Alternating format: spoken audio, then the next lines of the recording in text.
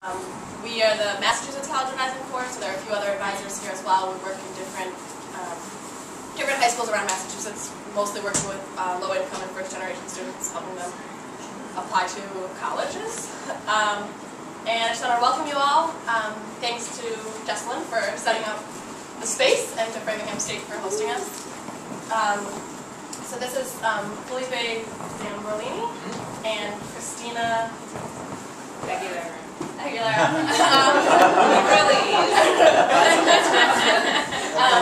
And they're here from MIRA to present us on some ideas about how to work with undocumented or undocumented students.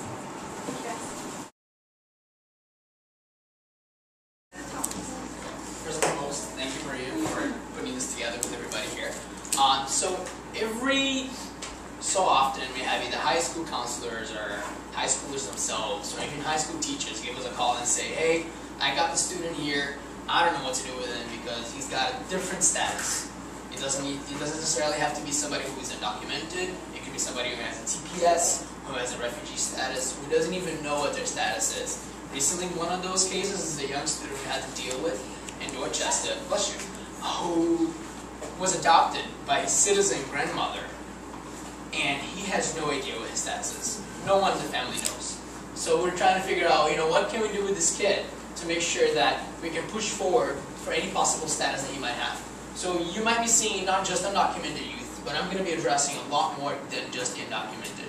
What I'm going to be telling you guys today is really something that's good across the board for all kinds of immigrant students. So I see a lot of variety of schools, a lot of different communities that you guys are all dealing with. So it's really interesting when all this puts in perspective. So I'm going to ask you guys to please write down your questions. Please do write them down. A lot of them, as I'm going through, are going to be answered in some of the slides and some of the things that I will be saying, but a lot of them will not. And at the end also, Christina and I will reserve some time to kind of stay a little before you guys all leave and get your individual questions, because there's always some question, oh, I have this one student, what can I do with them? So I'll ask for you guys to keep those questions to the very end as well. So make sure you write them down, please do, because usually there's a lot of questions and I do want to answer them. So, what's the difference between the students that you guys are going to be seeing? You guys are going to be seeing, in the general perspective, two kinds of people in your high schools. The undocumented youth and documented youth. Pretty much the undocumented are going to have no way to prove their current legal status in the United States, because obviously it is not a legal status at the moment.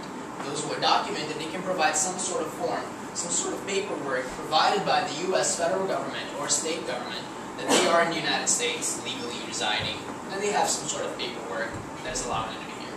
So that's the general gist of where you guys are going to see. Now in high school, there's a few common things you might see and a few common things you might not see, but some counselors have seen them, obviously. So the last common things that you're going to see in high school is a student visa, for example. So especially because the student visa, when a student is here in high school, they're actually paying that tuition as well to the state government and to the federal government. So it's not likely to see, or is it a dependent of an H-1B visa, but it's possible. I've seen twice actually this happening, where a student was either paying for high school here, or a student was also the son of a worker that was here in the U.S. You will potentially see these, and there's necessarily no aid whatsoever for these students. Refugees and asylees, you might see some of these as well. They obviously do have some financial aid from the federal government. Not all financial aid as a legal permanent resident does, which is obviously what some for legal statuses you will see more often, which is your green card holder.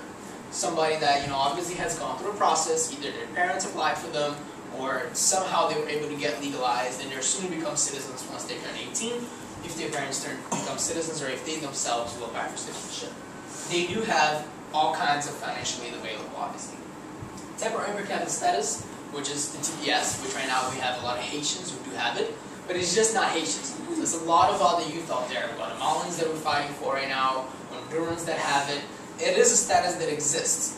One issue that comes about with TPS holders, though, because there's no path to citizenship often following TPS, a lot of these youth eventually become undocumented, even if they had TPS in the past. So it's one thing to keep in mind that they're going to have some sort of paperwork in their hands from their past status, but they may be undocumented at this moment. So it's a very gray line to be dealing with TPS. Also, there's no aid because it is a temporary status.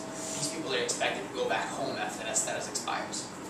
Somebody that has a pending application also, you might see sometimes, a student that says, oh, you know, I'm not yet a green card holder, but I have the lawyers taking care of all my papers. Well, that student still hasn't finalized their final interview for the green card or for legal resident status, so they do not have any financial aid either, because they could be denied in the very end of it all. Which is a really sad situation, but it does happen. So, about undocumented students. How are these students becoming undocumented? There's obviously the more common ways and the more uncommon ways.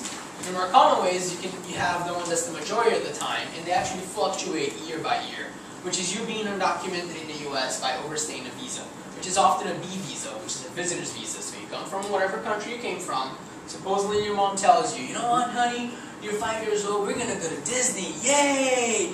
And cool, I'm going to get to see Mickey Mouse. And you wind up living with Mickey Mouse. So, That situation. Exactly, it really happens a lot. It's very common. Or you have the other side as well, where a lot of parents will come to you and say, hey, I'm going to help you, and I'm going to help you go to America so you can get a better education. You have also the youth that come through the borders, obviously, which is a very sad story to hear, when you have kids as young as 2 years of age crossing a desert to be able to just have a better life. So you have those two kinds. Those are the two most common things you would be seeing within undocumented students who do not have any paperwork at all, even a passport. Most often have to come through the borders. Also, you have one that's not as common, but it does exist. It's if you deny the status. We see, President Obama's aunt as the example of somebody that gets denied a status and becomes undocumented. That does potentially happen to youth as well, but it's very unlikely because it's only happening when their parents also apply for a previous process. But keep that in mind that it does exist and it's a possibility you might be seen around. So I'm going to talk a little bit about what are the laws right now. So federal statutes do not bind any student in America by no status, doesn't matter what their status is, gender or anything, and access to higher education, or simply speaking, access from K through 12, Player versus Doe. Very simple, you cannot deny anybody their education K through 12. Also, there is no law as well barring any student from going into college or from going into universities. However, there's also no law at the same time that states that they may as well do it. So it's very up to the colleges usually, speaking about private institutions, for them to figure out their ways around it. State-based is very different as well. Each state has their own policy. But speaking federally, there's no law whatsoever that prohibits an undocumented student from going to college. There's a myth in the immigrant community that goes around very often because people are really afraid of being able to tell a college some information about you. And people are saying, parents are telling students, you can't go to college in America, you're out of status, you can't. That's not the truth.